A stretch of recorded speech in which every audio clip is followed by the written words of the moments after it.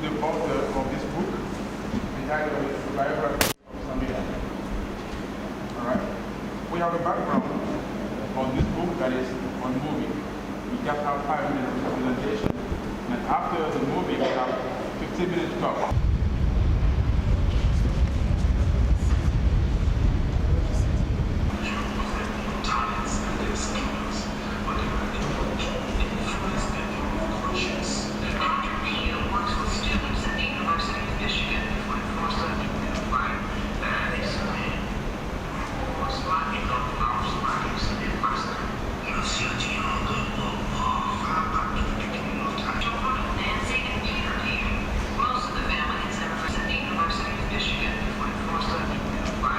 I believe that the challenges of life may not be solved by Samuel Pieh at this point, but maybe my granddaughters will be in position to help and to make a difference in the world. And I'm very happy that the Minister of Culture and Francophone, Honorable Maurice Kokuo Badaman, expressed at this conference on the first day that the book industry plays an important role in the development of Ivory Coast. And I strongly support that idea, and I thank him for making such a statement in the opening of this conference. I also want to thank the Public Affairs Department at the US Embassy, particularly Mrs. Angoran and Mr. Brooks, who is the Public Affairs Officer, for giving me the opportunity to showcase my book. You may say, well, why did you write the book? I am a college professor. I've taught biology and microbiology. I've taught nurses. I've taught pre-medical students. I have taught people in environmental health and public health. But I really felt that it was time for me to write my own story. Because if you don't tell your story, somebody else is going to tell a story about you. Unfortunately, every one of us here, every one of us preachers has a story to tell. And God has blessed each one of us with diverse talents. I usually tell my students that the hand is made up of all these 5 fingers, and sometimes 10 fingers. Some people have 7 fingers, depending on the circumstances of life. But those fingers are so important to the hand that each one is a very unique identity. This thumb would never be bigger than this. Neither would this, neither would this. They are all separate, but they have very equal significance. And for me, that's my motivation. We will be as diverse as we want to be, but I'm very proud of my African heritage. And I know God has blessed me so much. And it is left with me to add value to those talents, those gifts, those resources that God has given to me. And that is why I wanted to write my book, because during the making of the movie Amistad, some people were questioning my lineage to Pieh. People who've never been to Africa. People who don't even know where my village is. But they were expecting me to give them albums or a Bible where there is history written in the book. They were judging me by their own experience and their own cultural characteristics. So when I had some break, I decided, let me write my book, because maybe, who knows, I may not be here next year, Let me write my own story instead of allowing people to tell my story. And therefore, I feel very lucky and very humbled that God enabled me, with the support of a diverse group of people, to be able to write this book. You know, the human beings are the same. I have lived in America for over 36 years. I was born in Sierra Leone, and I migrated to the US at the age of 19, shortly after I finished high school or lycée classique. I did an undergraduate degree at the University of Indianapolis in biology and education, and I did a master's in public health at the University of Michigan School of Public Health. And I have developed undergraduate programs in universities in Mississippi. I've taught in University of Tennessee. I was deputy director for health careers program at the medical school in University of Tennessee, Memphis. When they compiled the book from Memphis, I was asked to make a statement. And this is the picture I submitted. Maybe later on you can look at it. This is the picture I submitted. I said, taking control of the chains and masks along life's journey by the mercy of God. You know, human beings all over the world will put masks on when we want to camouflage other people. And human beings have chains which prevent us from moving around, from completing your education, from achieving your own goals, from getting a job. But it's in your hand. You can take control on those chains and those masks. And so my book not only talks about the history of my people from slavery to freedom, but it also talks about my experiences of sharing and receiving knowledge, attitude, and behaviors that continue to improve civil society. I believe that if people in 1830s and 1840s were able to have conscience, to rally around themselves and around the Africans who were falsely kidnapped from their home villages, we are able to rally around them and able to convince the Supreme Court of the United States of America to try them. And for former President John Quincy Adams to come back and represent them. And they were able to win their case that in fact they were not legally slaves, but they were kidnapped Africans that were taken overseas. And for those abolitionists to come together, diverse group of people, European people, African people, Indians, they were all collaborative. And they empowered them to travel back to Sierra Leone, and they established schools, hospitals, and other institutions. Then we still can do those same things to make things better. Our collective knowledge, our collective responsibilities, and our motivations and compassion for humanity, we can make life better for all of us, instead of just few privileged people. And on that note, on the back of my book, I would like to read just that page. As a descendant of the enslaved Africans who became poster children of the US abolitionists in 1839, I have great respect and appreciation for former President John Quincy Adams for defending the human rights of the Amistad Africans in the Supreme Court of America. I am also very grateful to all the people of conscience, especially former President John Kennedy, Reverend Martin Luther King Jr., former President Bill Clinton, former President George Bush, and current President Barack Obama for their diverse and leadership styles that have targeted improvement of standards and quality of life in Africa and the global community. President Kennedy took great political risks by intervening to release Reverend Martin Luther King from prison in 1960,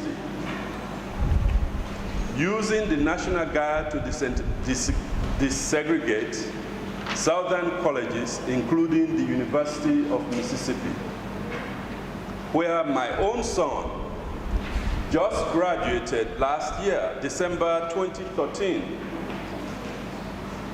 with a degree in criminal justice and sociology and law enforcement. President Kennedy's oratory skill remind me of President John Quincy Adams, especially the quote in his June 1963 Civil Rights Address. And let's listen to this. This is very crucial. We have a right, he was addressing the American people. We have a right to expect that the Negro community will be responsible. They will uphold the law, but they also have a right to expect that the law will be fair, that the Constitution will be colorblind. Close the quote. For me, I have learned that every partnership must be of mutual commitment for true transformation to be effected in a sustainable manner. From my humble beginning in Tayama, Sierra Leone, and the deep and abiding faith in God and fellow human beings, including my parents, I believe that I have life experiences that can trigger partnerships for peace and appropriate capacity building and strengthening.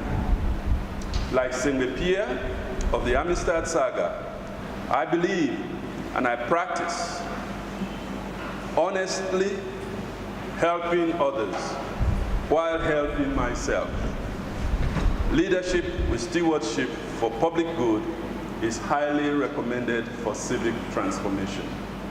And I hope all of you will buy this book or will get this book at some point in time, either from the website, which is at the bottom of this picture, or you can write your name and give it to one of the staff around, so that hopefully my books will be here in the next week or so that you can be able to have a copy. What I've decided to do, whatever I get from this book, I'm using it to improve access to water, sanitation, and hygiene in Africa. My heart bleeds when I go around.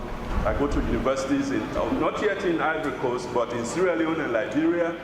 I go to delivery rooms in hospitals, and there's no water. I go to surgical rooms in the hospital, and there's no running water. School children go to school late because they are out trying to get water to bring to the house. Mothers have to struggle to get water to cook. And we have all the brains, all the technology. So that's my mantra, to improve access to safe water, sanitation, and hygiene, and particularly efforts to prevent infection. I believe if we had those in place, Ebola would not be where it is today.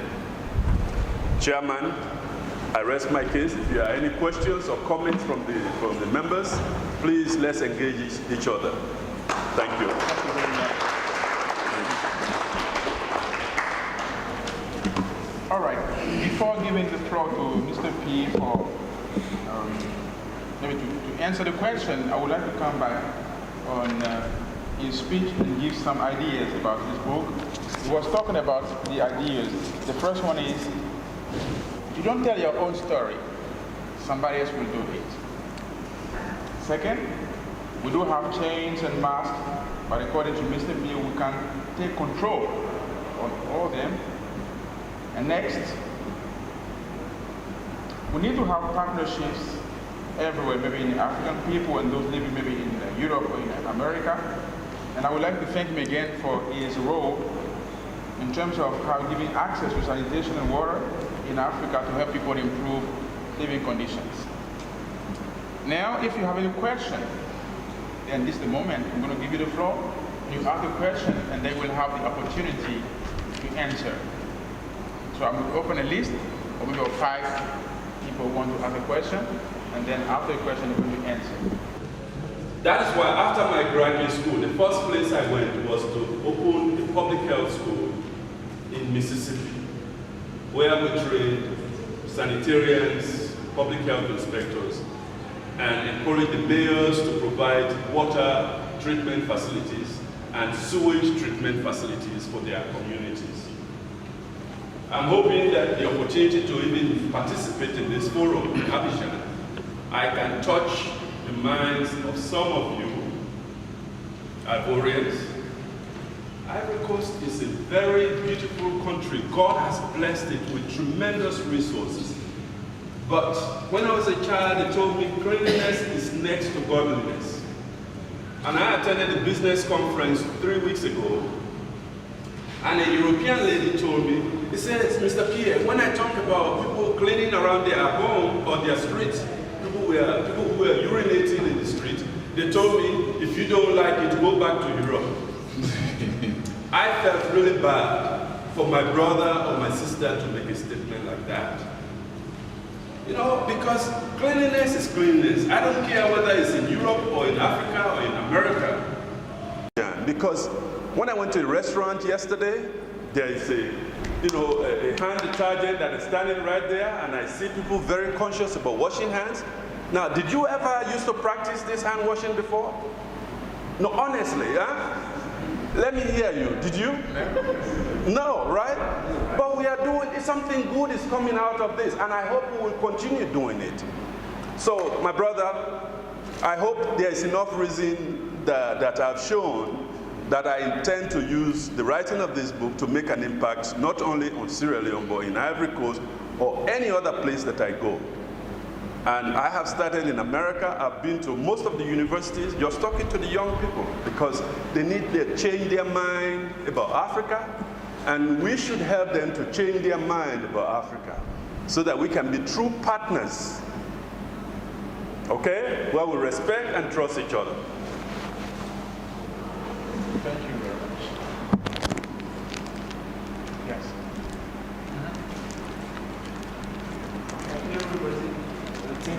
My name is Zara, and it's my second time to see Mr. Summer. The first time was serious American culture, and seeing Mr. Summer was like something good for me because when he speaks, when he smiles, when he shares something to you, you feel it and you really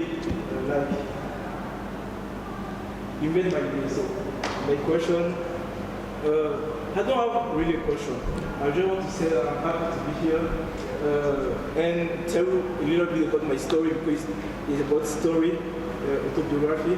I am 24 years old and I live in Abidjan. I am an engineer in computer science. I got my degree in Morocco and I came back here in Ivory Coast.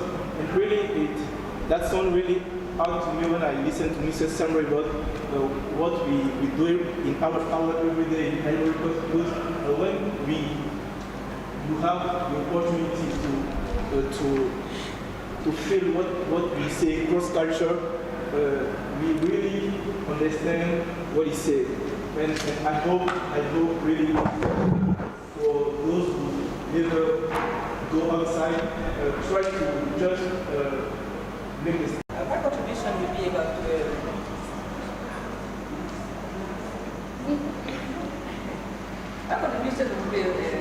the question of the question talking about the past can be changed.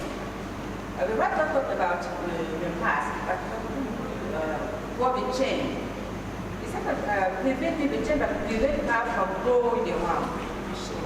But my own concept is about the major slavery. Because it's true that sometimes we are physically enslaved. But I thought the mentality, when we are mentally enslaved, is something that is very, very, very important for African people to try to get rid of this mental slavery. So what I thought for Marley, when we were talking about the redemption song, he asked people to emancipate yourself from naked slavery. None, nobody can free yourself unless you free yourself from naked slavery. And this is one of the products of Africa. We are mentally enslaved, and we want to be like people, like other people, and putting ourselves behind masks. And they said, to have a diversity, we need to be true. We need to be ourselves. Then we can exchange with other people. You are A, I am B. I have my B, you have your A.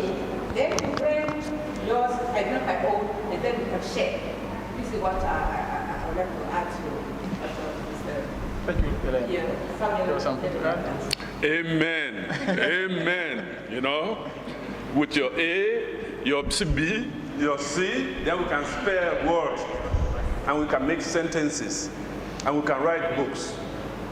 So let's just be mindful. Thank you very much, Mrs. Yao. That is positive. I'm so excited because I know the Africans are very well endowed with all the materials. For me, when I look at Sierra Leone, I sometimes cry.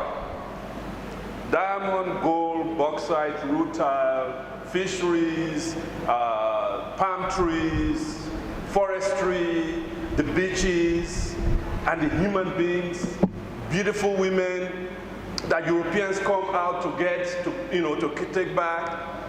But we are not putting the right value on those things. So your A's and your B's and your C's and the Z's, we can make good cacophony of music. We can make good scriptures. I'm not a pastor, but Ephesians 4. Those of you who are pastors or Christians or believe in reading, just reading, read Ephesians 4 to understand the diversity of our talents and our gifts and how we can harness those. Thank you. Yeah. I have a question. Okay. For Dr. Pieh. It's about the Amistad people. I'm always surprised, and I think that I have to ask this question. Why was there this lead? Why we are trying to escape from the slavery and from the condition they had? Well, thank you very much, Ms. Angoram.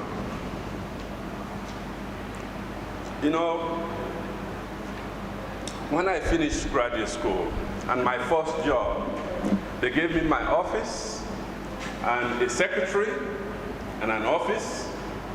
But now, in the last 20 years, when they give me a job, they just give me my computer and give me a desk. Okay?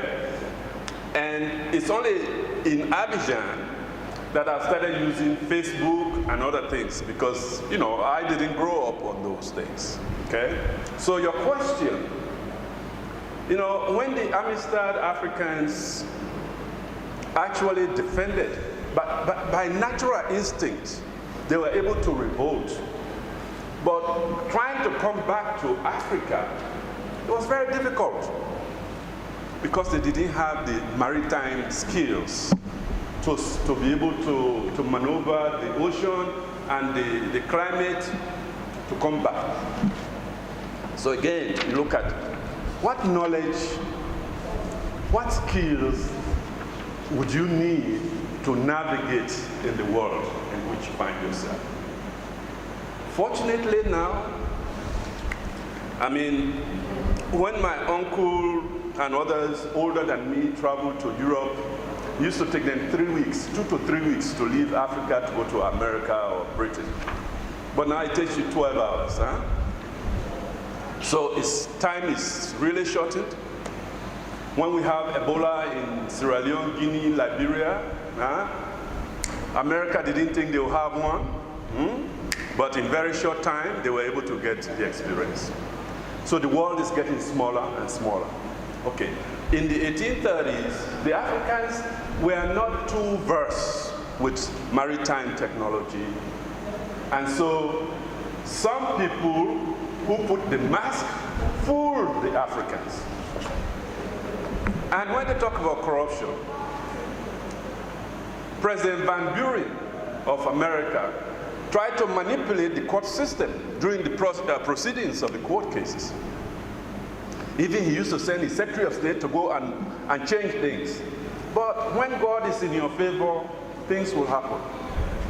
Finally, when John Quincy Adams took the case and went to the Supreme Court and showed them their constitution and really punched them in their heart, their conscience. That's why I say we need more people with conscience and compassion.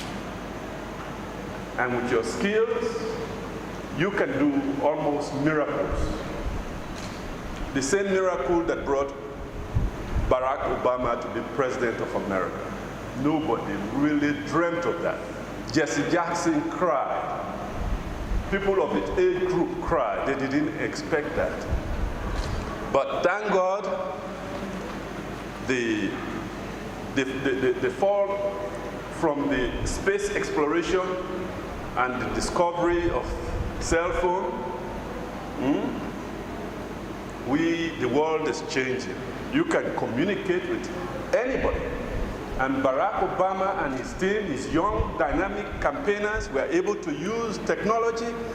They didn't ask for much more. It's $5. Everybody, you know, everybody just give $5. And the campaign money came like drones. Everybody gave something. So let us learn skills. Let us improve our knowledge. Let us improve our attitude. Because with those three things, knowledge, attitude, and behaviors or practices, can transform things, can turn things around, especially if you have compassion and commitment. So for the young people, please stay in school. Please learn as much as you can, because the internet has almost anything you can, information is there. And be involved in internship. I was very happy to see some Ivorians who do internship at the university, at the embassy. You need to go out into the world and experience it and learn as much as you can so that you'll be able to maneuver in the real world. Thank you. Yeah, Mr. Yao, you have a question? Mr. Yao. Mr. Yao. Thank you for your presentation. Thank you, sir. I haven't really had the opportunity to see the book, but if the opportunity comes to me, I don't hesitate. You said, instead, your book was adapted into the movie by Steven Spielberg. And during the presentation of the movie, when it was published in the US, your kinsman scared about it and asked you, why did you write a book with this slavery? And for the white people, it was a boycott. So there are two ideas opposing. Would you like to share with us why your kinsmen were scared about the film, and on the other side, why white people were boycotting the film? You know, the answer to your questions are still based on, there's something in every human being called fear. You know, human beings or any living thing with some senses, we fear what we don't know. We fear what we don't believe. We fear something that is new.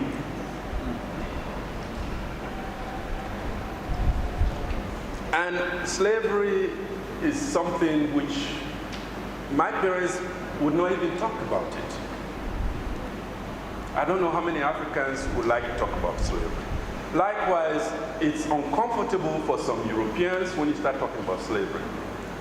But again, you know, it will take some time for all of us to understand that we are all human beings. If we believe that then it really doesn't matter whether you talk about slavery or non-slavery, because these are things which all human beings have participated.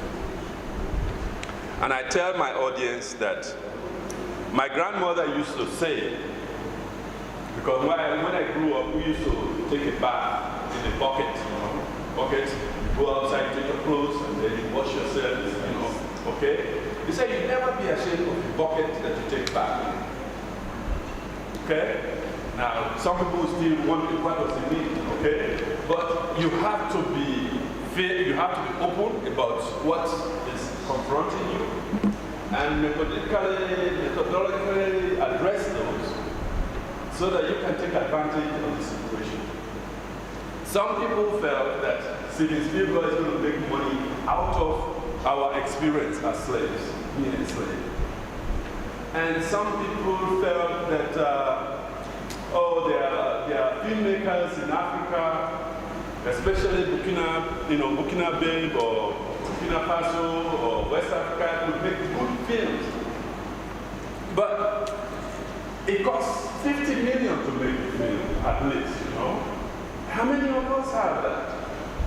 When I used to recruit medical doctors and dentists to go to Zimbabwe, to go to Liberia, Sierra Leone for medical work, I tried hard to recruit African Americans, people of African descent. And I never could get anybody to go.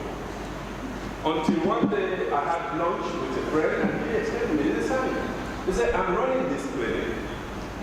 If I'm not there, there won't be enough money to pay my staff. Well, other people who've had money, maybe 3 generations down the line, could afford to take off 2 weeks to go provide medical service overseas. That's just practical life. So we have to be very realistic that we don't misinterpret things. When I used to go to some restaurants in the US, and I like to eat steak, but I like my steak well done. But most Europeans like their steak rare. They like blood coming out of it. So you're the first one, you sit down and you make an order, and this person comes and he orders, and they serve him first. Oh, your blood pressure starts rising, say they're discriminating against you.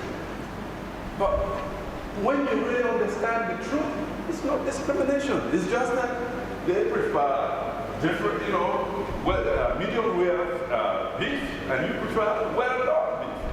So it takes longer time to prepare my food than to prepare their own food.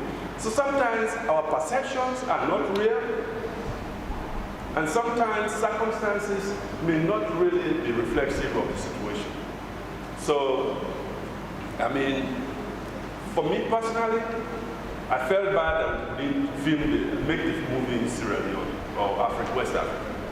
But then there was war in Liberia, there was war in Sierra Leone, and it was not safe.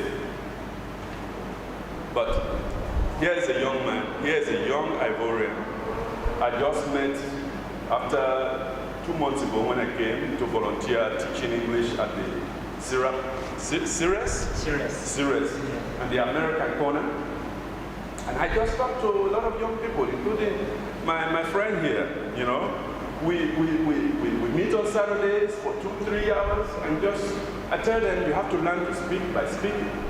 You have to learn to listen by listening. You have to learn to write by writing. And they are improving their language skills. And Ibrahim has been so helpful to me to settle down in Ivory Coast. I didn't know he was a journalist, but now wherever I go, he follows me and documents things. This morning I was looking at my email, and I saw my son called me and said, I saw you on the Facebook.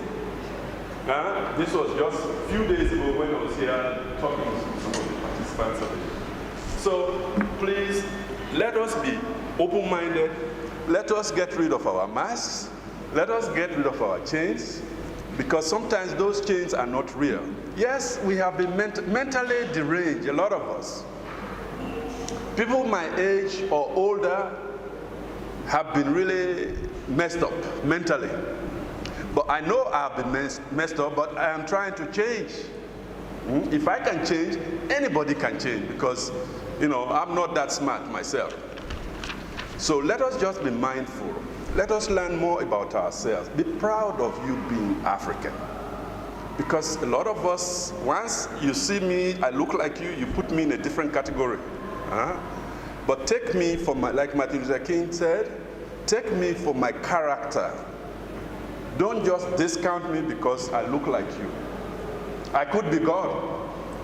You know, you never know. You could be God. You could be God. So let's just be open-minded and treat each other. In spite of our mental case, it is a fact that if you put a chain on the elephant for several years, even when you remove the chain, they won't go out again. They will feel they are still in that chain. And in the United States, because African people were told to sit in the back of the bus, even today, some people just go to the back of the bus. They don't even think about it. But there are people who really deliberately and intentionally get mad and just go sit in the front. Well, I hope you don't do that because it's not healthy for you. Don't raise your blood pressure to react to those things. Just take things that believe that you are the image of God, you're created in the image of God, and through God you can do anything. That we don't have to be cutting that cacao pod with machete in 21st century. That we can get some Ivorians or some Sierra Leoneans to come and... Two last questions? Two last questions. Yes. Thank you, sir. My name is Ofizeli. I'm a constable on the Sudan. I still with studying the language English. My question is the following. We are African, and I'd like to know how do you perceive the notion of Marx as African? The notion of Marx. How do you perceive it? How do you see it? I think this question is more about, the significance we give, because in Africa we have the meanings of it. Yeah. You can just say something about it, the meaning of a mask. Yeah. You know, mask, I belong to one of the highest ranking masks in Sierra Leone. And I put my children, when they were 5, I took them to my village and we went through the process. There are some good things about everything that human beings do, and there are some bad things that human beings do. I love America, but I tell them they have a very ugly beginning, but I have seen them change in my lifetime. I used to sit with President Clinton when he was governor in Arkansas. We used to sit in town meetings and talk to the rural people, African people in various small communities who had no sewer system. And today you go to those communities, there's water, there's sewer system.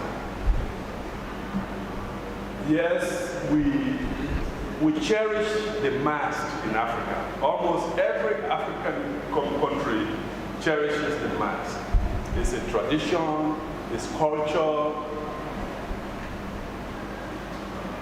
But cultures do change. You know, if a culture is not adding value to you and your children and your system, you can always modify the culture. If the mask is only used to entertain, fine. But if the mask is used not only to entertain, but to do various things that are damaging, I tell most of my Western partners that if you do things intentionally and deliberately to hurt me or to hurt somebody else, God is going to pay you. Okay? Anything you do intentionally and deliberately to hurt somebody else. Now, I don't know about you, but I grew up in a village where the African would go at night and fly and go to the other people's farm and destroy it. Am I lying? Okay, all right. So I tell my uncle, I said, well, why don't we make an airplane so that we can go to Ivory Coast, or go to Liberia and get some money? Okay? So, if you have a church or if you have a group, call me, let me come and talk to you. Okay? We really need to change our mind. We really need to change the way we perceive life. God bless us so much. God wants us to have fun. He wants our children to grow well. He wants us to know the world and be the light of the world and the salt of the earth. So if you're going to hide your own salt behind the mask, fine. I have put the mask away, and I tell people I have given up the mask. It costs a lot of money to make this book. But I said, I want you to know that the mask and chains of life must be disbanded. I'm just one. I might be a voice in the wilderness, but hopefully there will be two people there who agree with what I'm saying, that masks are camouflaging. Masks are deceiving. Let us use masks for a better purpose than masquerade all the time. Okay. In fact, I raised the question because, Marx seems to be an identity aspect for African people. And when I was listening to you, it seemed to me that you are a Christian.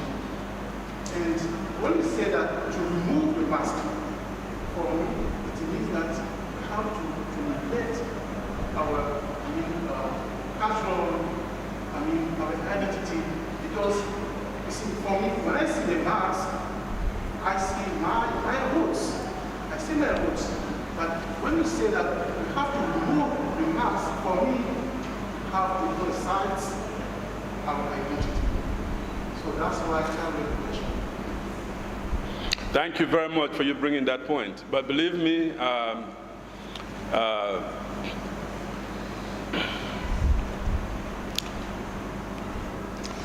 even those that wear masks, even the original Africans who use the mask, believe that there is one God, right?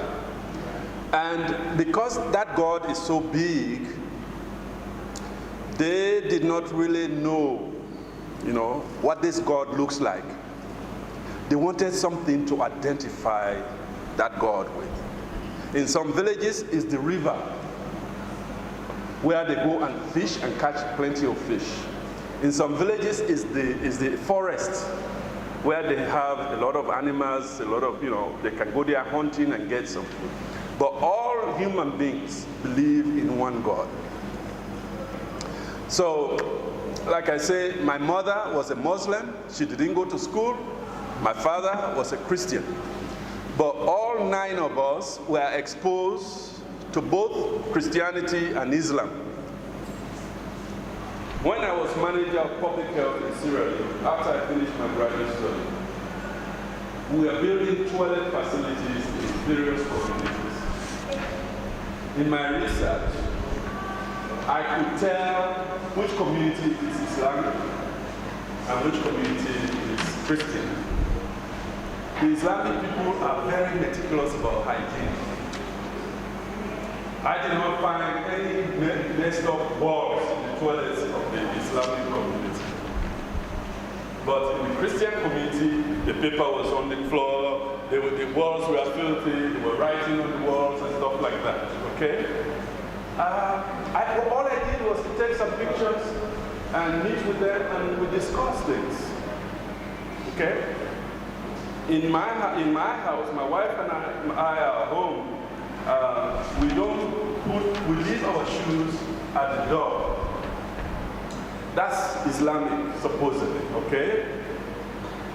But as a scientist, as a public health person, I know when I wear my shoes, I go to Ubugon, I go to all this Trashville, I go to all these places, bacteria, fungus, viruses are hanging on every part of my shoes.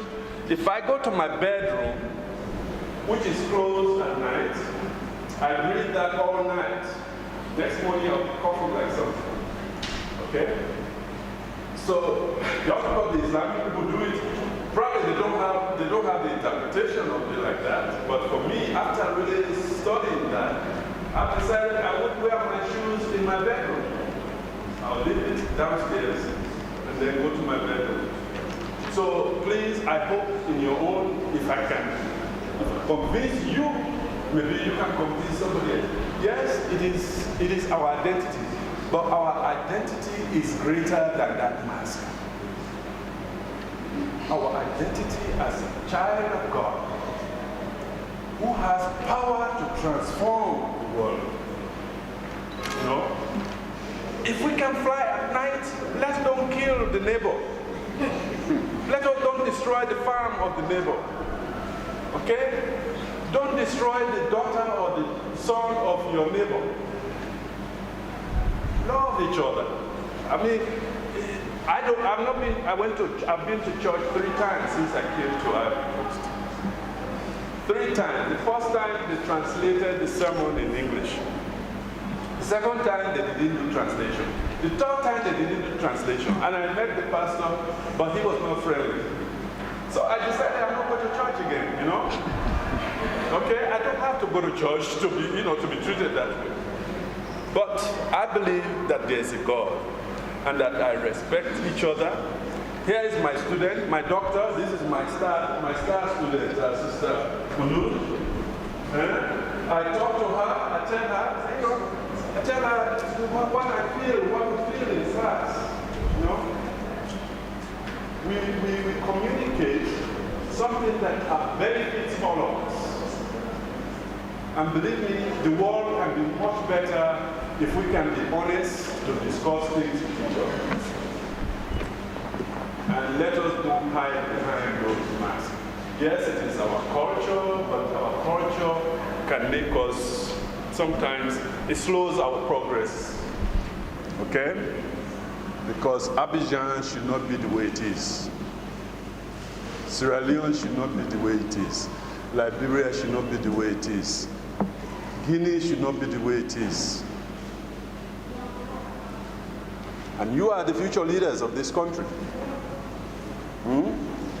I mean, be respectful. And I know you're a gentleman. I'm afraid to talk to you, but you can still protect us, and just know that, we are all human beings.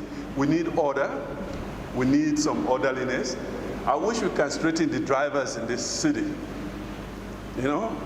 But that's a huge task. But God willing, we will. Okay. That's a very good question. But like I said earlier, one of the reasons why, there are 2 reasons why this book is so small. One is that when I wrote a big book, they charged me so much money I couldn't afford it. And then I also know I have taught in schools all over the US. When the book is big, students run away from it. People don't like to read books. And I wanted to make the book very attractive, See this tree? In fact, actually I wanted a palm tree to be on it. But it's hard to give the color of palm tree. It's hard to give the diversity of colors. I wanted to emphasize the diversity of nature, Mother Nature, how plants change, fall, winter, summer, and stuff like that. And but even when you write this book can be translated in any language. And you can access this book in any computer. And one of the reasons why I'm here is to at least give you a snapshot of it. Hopefully it will motivate you to go read it, or at least you would have got some pieces of what is in this book. Just like our professor was sharing some of the references to the face mask. So don't feel that the book, people don't read books. Yes, that's true. But there are other media that are now available that you can get books in short form, in abridged form, and I hope that that will be the way we'll go. And please, nothing is easy. You have to just have the interest and desire, and you can do it. If you really make up your mind, say, hey, I'm going to master this, I'm going to do this. I mean, when you think of people flying airplanes with 250 or 300 people, when in fact, when they first started teaching science in gravity, what did they say? What goes up will come down, right? And they throw, when you were taking physics, you know, they throw the apple and the apple falls down. But you know, as you study, then you develop something to counter that, so that this jumbo jet 747 can hang in there for 12 hours with all those people eating, drinking, you know, and they're moving. We defy gravity. So it can be done, and it's waning down. Most people don't like to read books, but there are still a lot of opportunities for books. Okay. The questions? I think time is up. I will give you a chance to ask you the very last question, please. When somebody really challenges you sometimes, it will motivate you to do something. Like I said, there was a director of a museum in New Orleans. He was the director of the Amistad Research Center in New Orleans, Louisiana, United States. He was on television saying he doesn't know me as being a descendant of Pieh. And he said, because I was never able to produce album, which most Europeans have album pictures of their ancestry, or they have some in their Bibles, you know, the names of family members and all of that. So I did research on him. He has never even crossed Washington, D.C. He has never been outside of America. So I said, why is this guy talking like this?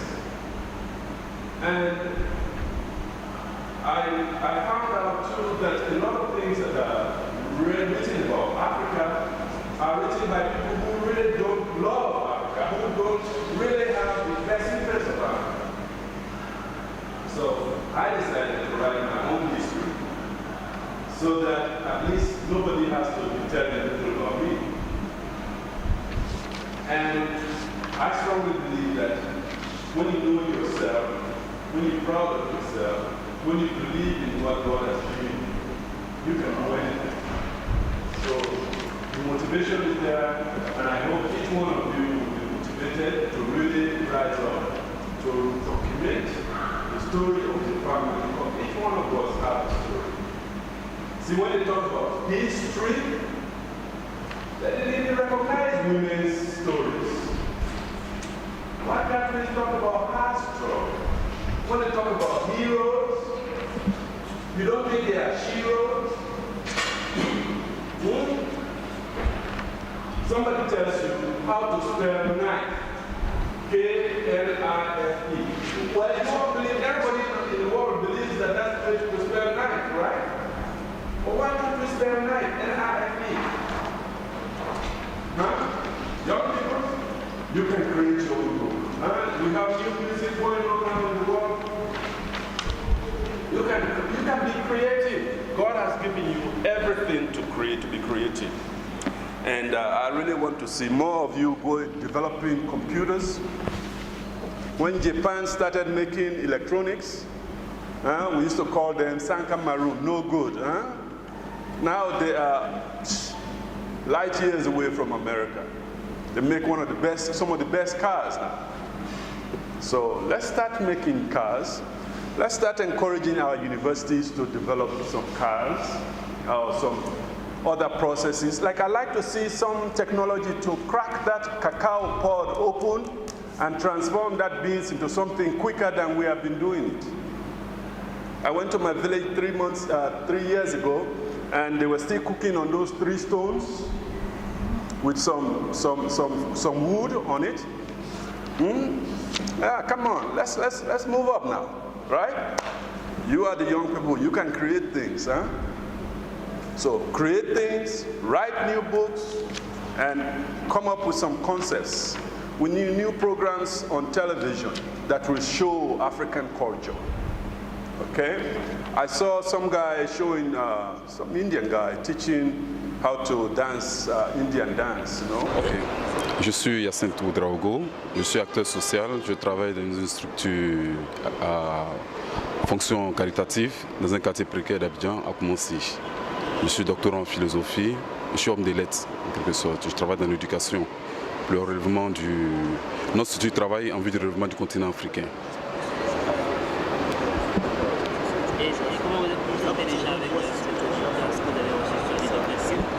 C'est vraiment une grande joie pour moi, c'était inattendu.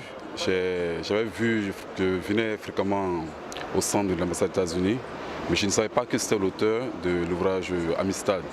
Et c'est vraiment une grande joie pour moi en tant qu'homme des lettres, c'est une grande joie d'être toujours auprès d'un écrivain. Et comme je suis sur le chemin de l'écriture, c'est une grande joie et ça me donne une nouvelle impulsion pour pouvoir finir les ouvrages et les manuscrits que j'ai entamés. Je l'ai entamé, mais je ne l'ai pas fini. Voilà, quand il est volumineux, je l'ai entamé, je n'ai pas fini. Et je pense pouvoir le réacheter puis le finir. Thank you for the opportunity that you've given me. My name is Kwasi Thierry. Yeah, it was a pleasure for me to be here to know about, let's say, the author of the book. Yeah, and what makes me be, let's say, enjoy the book was the fact that it was an autobiography. Yes, and I did appreciate it, and I'm looking forward to getting the word, let's say, the book, and then read it carefully to understand really its main, let's say, its main idea and its aim also, because it's just explain the book itself, but I have to get deep, let's say, about the explanation. What are you expecting from this? What am I expecting? I'm expecting, let's say, to be, let's say, I know nothing about that, but let me read first and then my impression will come after. Why are you writing dedicating these books? What are your impressions? What are my impressions? Well, I tell you, I am overwhelmed right now. I'm delighted to be part of this year's celebration of books, and I thank God that most of you are able to join me in sharing this type of experience. I hope we can all grow and continue to inform and inspire others to write their own stories, to tell their own stories, and share their lessons from history.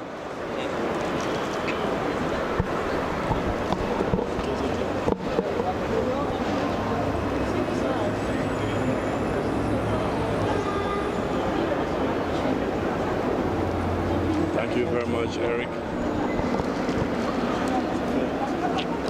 That's your brother? Ah, okay.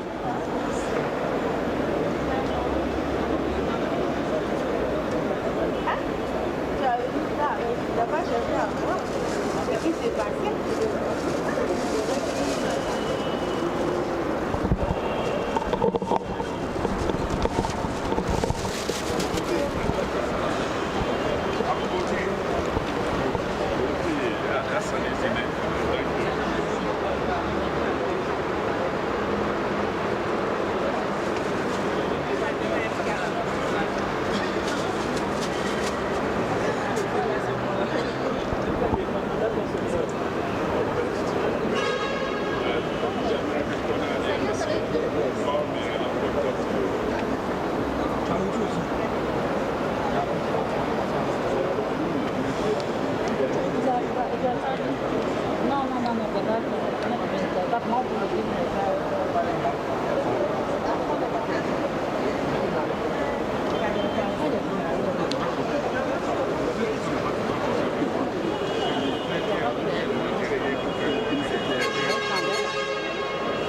Thank you.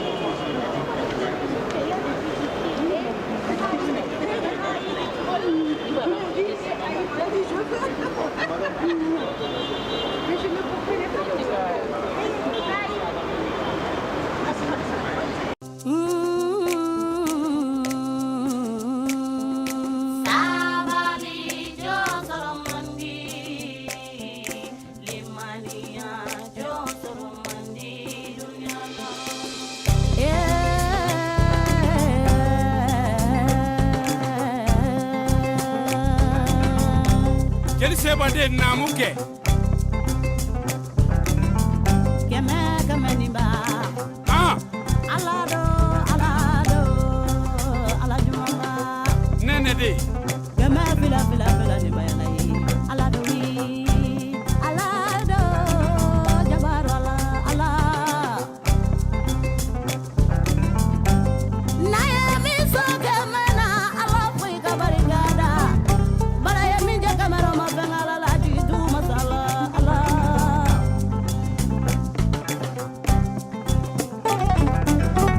Jigide. Semeru damba de namu. Hina masala. Jabaru masala. Bambara de namu. Fama mana miso. Daulala ala foi kabarigada. Bara ya mi je daulala ma bengala. Jamder de nananye. Fama mana. Miso kanayala. Ah. Ala foi kabarigada. Kanaya masala. Panawasa ala jitu masala. Ala ni mama. Namsa de namu. Bima manyuma ko bila dunya koroba. Bima sabali bila dunya la bima hina bila dunya la. Ko temana ngana yala temana ko jamambala. Ala dunya mandrine. Mama kuyate de namu.